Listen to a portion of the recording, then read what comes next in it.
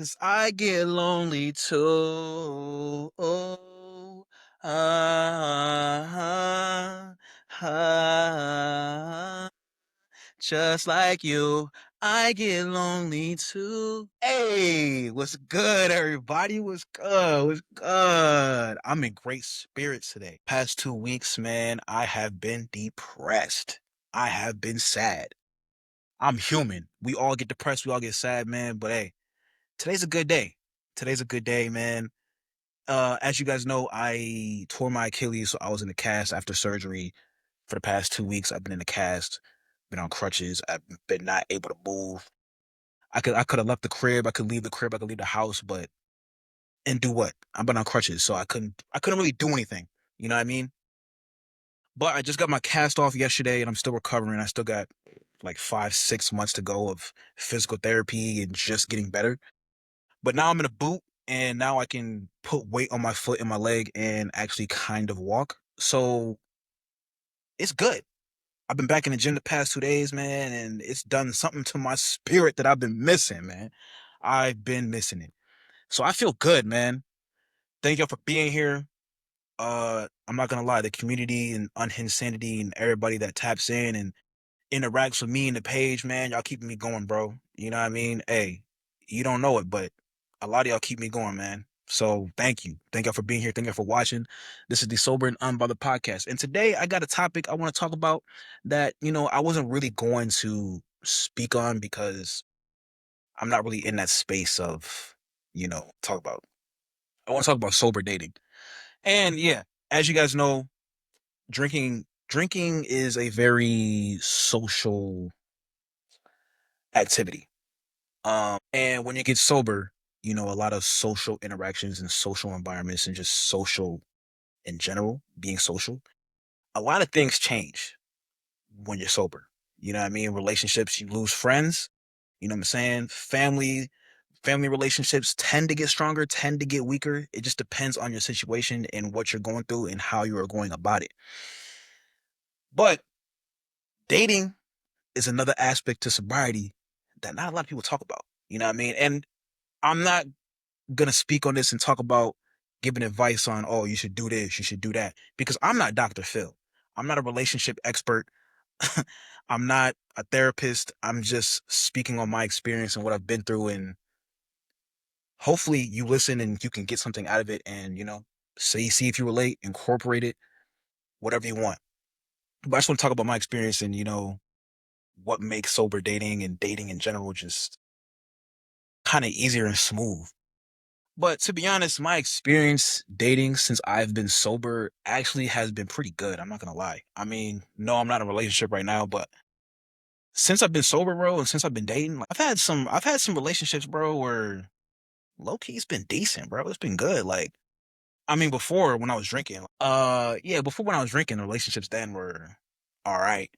You know what I'm saying? But they were a little chaotic because, you know, I have a problem. I had a problem with drinking, so obviously my relationships weren't going to be top notch. You know what I mean?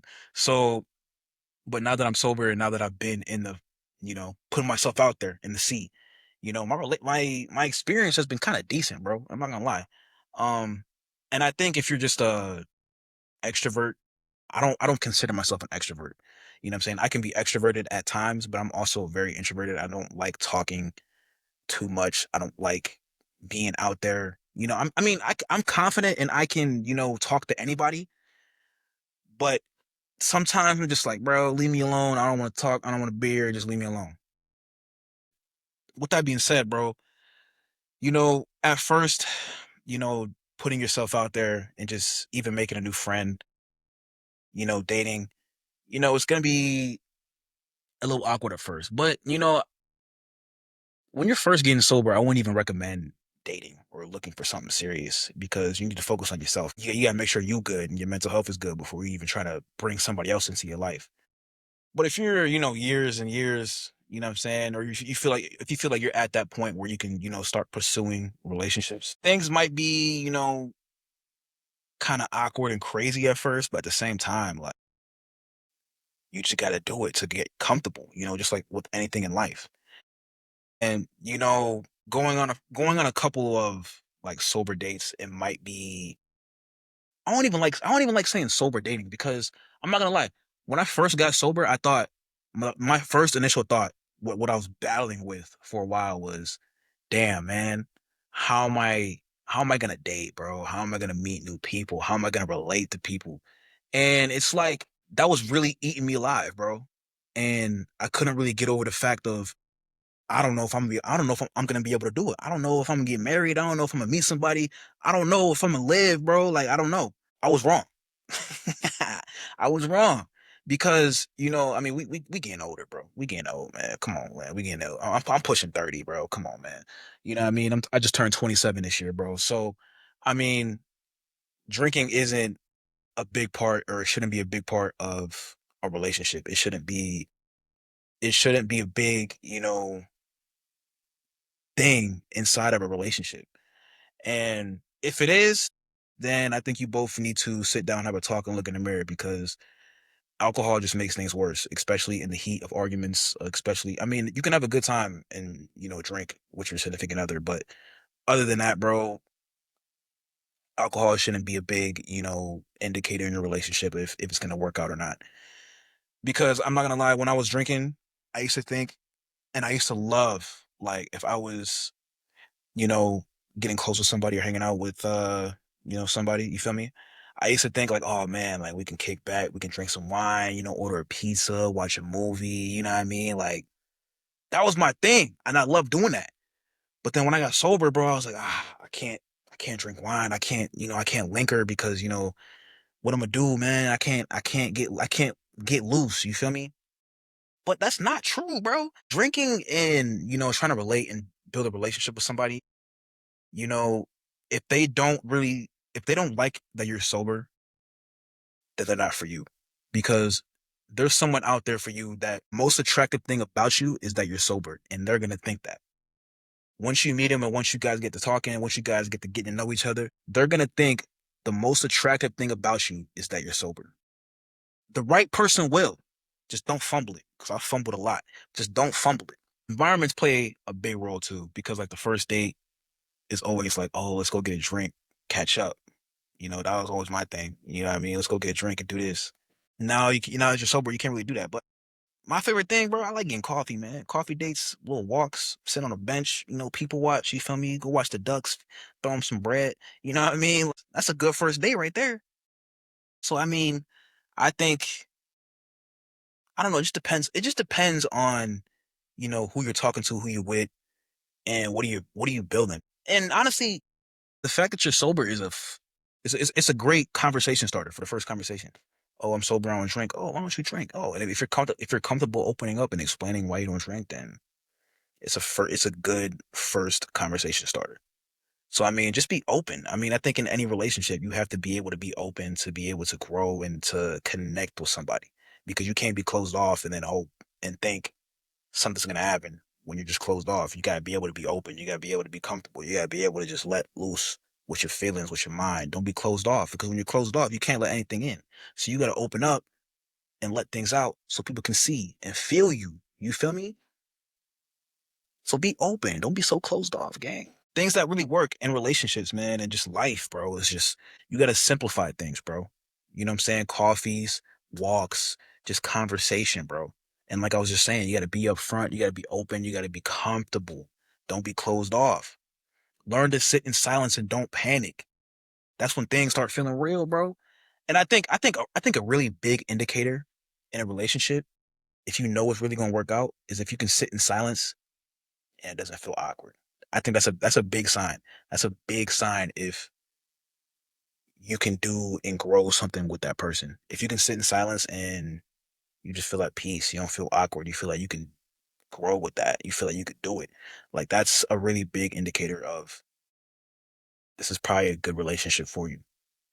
So just pay attention. You know what I'm saying? Be attentive and, pay attention to the details of the connections that you're making because you never know. I mean, in the small details and body language and conversations and just feelings, a lot of things are real, and you got to pay attention to those things. It's gonna bring attention to you, and then you'll realize, oh damn, like this is some this is something real. This is something serious. You feel me? The advantage.